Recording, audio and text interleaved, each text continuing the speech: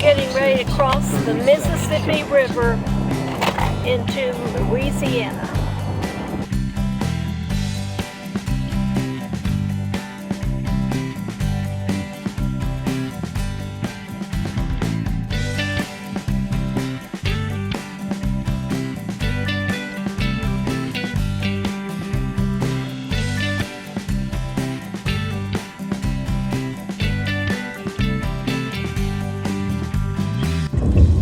You know, the first 6 miles of Louisiana, the roads were really good, the interstate, but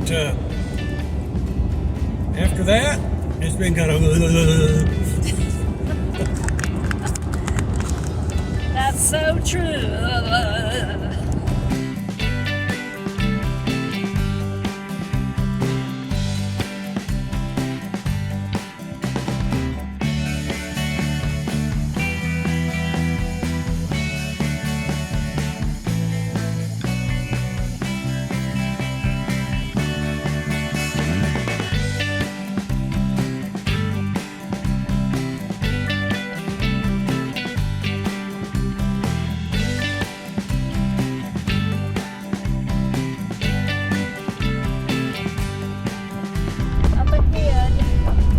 Distance you can see some wind turbines, and in the town, well, around the town of Sweetwater, they have the largest concentration of these wind turbines in the United States, and they go as far as the eye can see.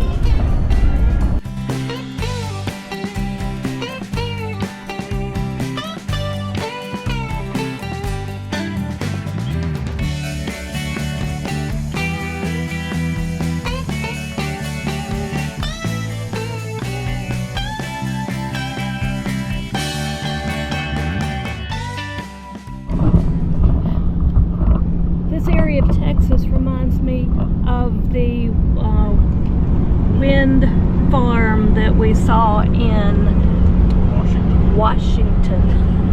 Look here, I'm wearing the shirt. I forgot.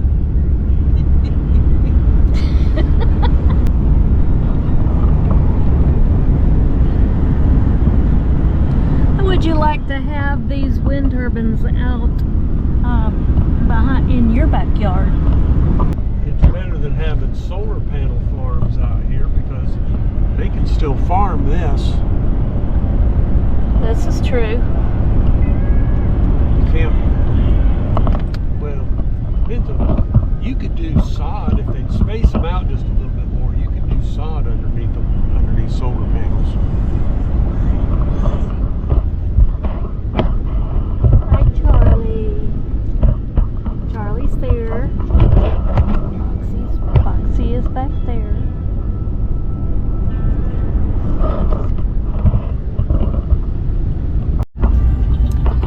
We're coming through the town of Snyder, and we just saw a Sinclair gas station, and it probably wasn't working, but it was remodeled. And okay, so here's that little Sinclair gas station, and I think it's just a little what would you call it? Replica, thank you, because I really don't think it's a working gas station. And Paul's gone over to get a picture of it. We weren't gonna, I mean, we had passed it, and then all of a sudden Paul says, hey, look to the right. And really we didn't see it until we passed it. So I started talking about it. He said, well, I'll just go around the block and we can stop and get a picture of it while we're off the main highway. So, but it's got the little dinosaur and then the little Chevy pickup truck. Well, not little, but you know, life size. All right, good job, Paul. We like to discuss the geology of an area, and we've been seeing these volcanoes.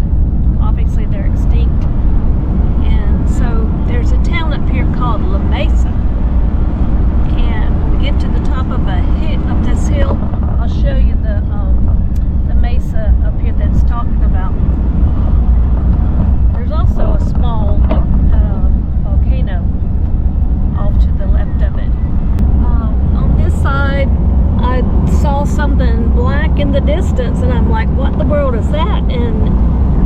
was a lake, but nope, it's these solar fields, and they are huge.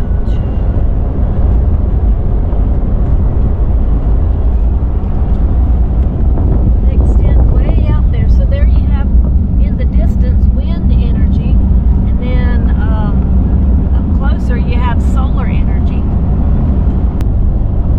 I know solar energy is a good thing, but if they would limit those to every other row, they could actually plant something in between there, whether it's mow it for hay, or maybe not in this area, but like in some parts of the country, sod, or even a row of strawberries in between. Do about 4 rows of strawberries in between there. Crazy, huh? A little bit. Well, we are in Seminole, Texas, and we found something very interesting. Not only did we find a Pioneer Museum, which we're going to go in a few minutes, but we found kind of an interesting landmark. And it's called the Quanah Parker Arrow. And Quanah Parker was one of the, I believe it said, Comanche chiefs. yeah. And he was apparently born right in this area here around Seminole. And so this arrow marks the start of the Quanah Parker Trail throughout Texas. And here's the arrow. There it is. Let's go take a close-up look at it. So this arrow is 20 feet tall, and it has a steel base on it. Anyway, in honor of Quanah Parker, last Comanche chief, who legend says was born at Cedar Lake in 1852.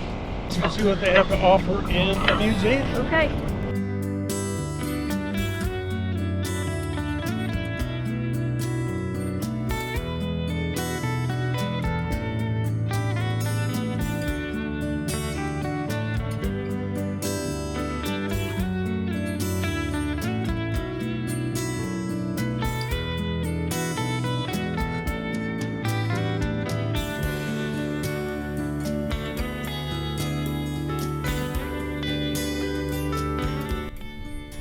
So we're in the Gaines County Museum in Seminole, and this building used to be an old hospital, but they have a lot of things relating to their heritage here, so we're going to go and look at all that. What else? And it also has some of the Comanche Indian memorabilia, and also some stories and information about that tribe in Quanah Parker. The museum is free. They do numerous amount of school tours, all different kinds of schools, private, home, public. So that's a good thing. Our favorite price, free $99. Right. It's cute.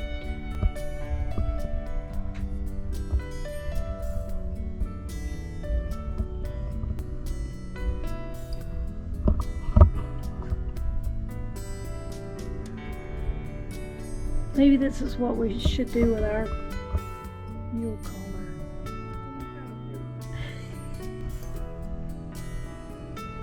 Okay, that's interesting. So he was half white and half Comanche. His mother was captured. I don't think we'll have to worry about getting there too early. We're still on the first room.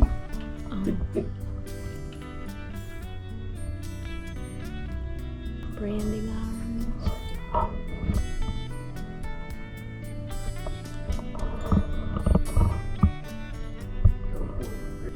Oh, we saw a lot of these at the museum in Oregon.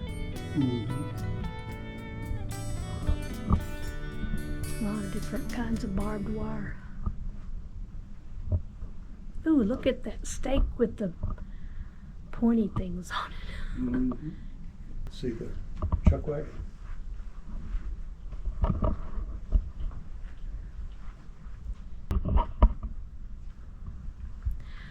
Tarahumara, Gugina dolls. I have that one. I have that one. Do we That still? one, that one. I think so. That one. I know we got rid of a lot of them.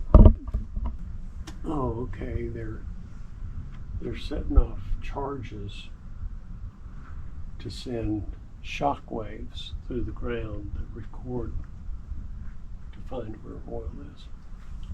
Permanent wave machine. Isn't that crazy? It's different kinds of sewing machines, foot operated. Look at that. That's gorgeous. Nice collection of miniature pictures.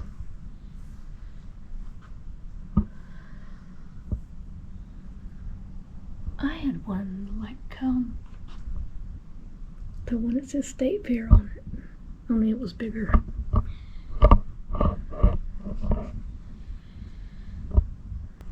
This is the media room. Wow, 36-inch movie reels. 2 miles. These large reels originally carried the movie classic Gone with the Wind, and we know how long that movie is. How many of these tools can you identify? Wait, you don't have to do all of them.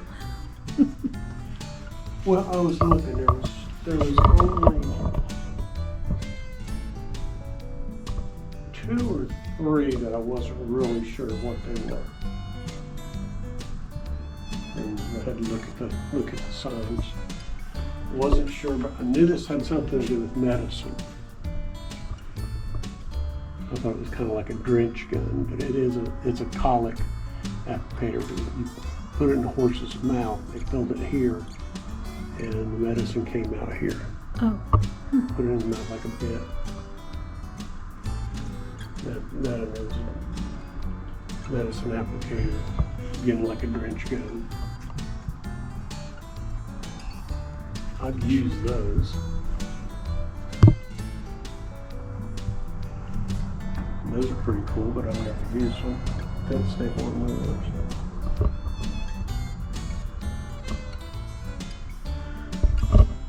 And I wasn't sure what this was. A dreadnought file. Yeah, used on lead, copper, brass, or material cars. Okay. Oh, look on this side. I see it's a file. A file. Can use this.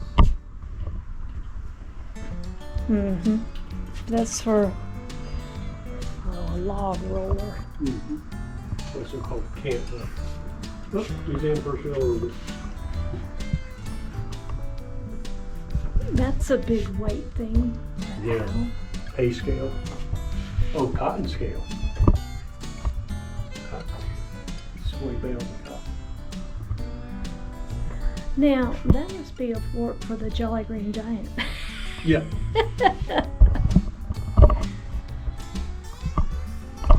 And there's a pickle fork.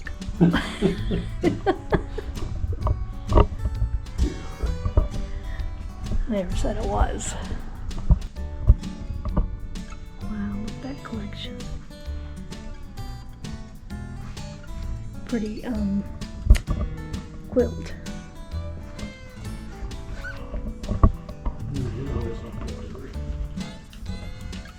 Quilts. They had no television, they had no radio, or maybe later on they had radio.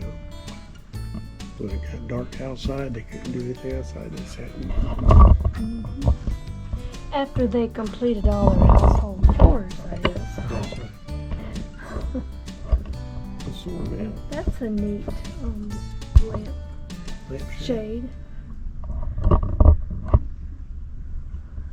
We saw a whole collection of the sad irons.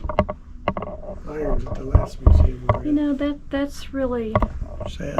sad. There's not any happy irons. Well, I guess ironing is not a happy occasion. How would you know?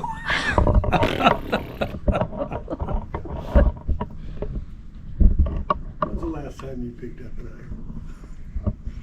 Been a while, but I still know how. Okay. I could do it if I had to. Did you look at the hair cream? I did. I saw that. That was the thing. I bet Sarah wouldn't sit still that long to have a perm. No, it definitely burned your hair. That's what it did, you know. For you guys that don't know, this is what I grew up with. I had one of these at home. It's called a telephone. And this was another type of wireless telephone. And this was actually a current day, car phone, computer stuff. Now, when I was in high school in the 70s, that's kind of what computers look like.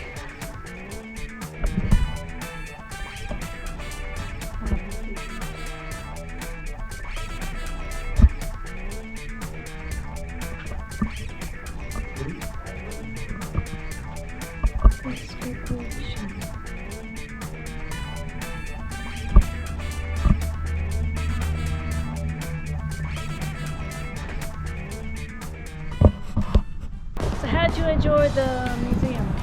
It was great for a little museum, which it is a small museum, but they had about 5 or 6 rooms, and they were packed with A lot of stuff. all kinds of stuff, from ranching and farm tools and implements to wedding gowns and the neatest perm machine I've ever seen.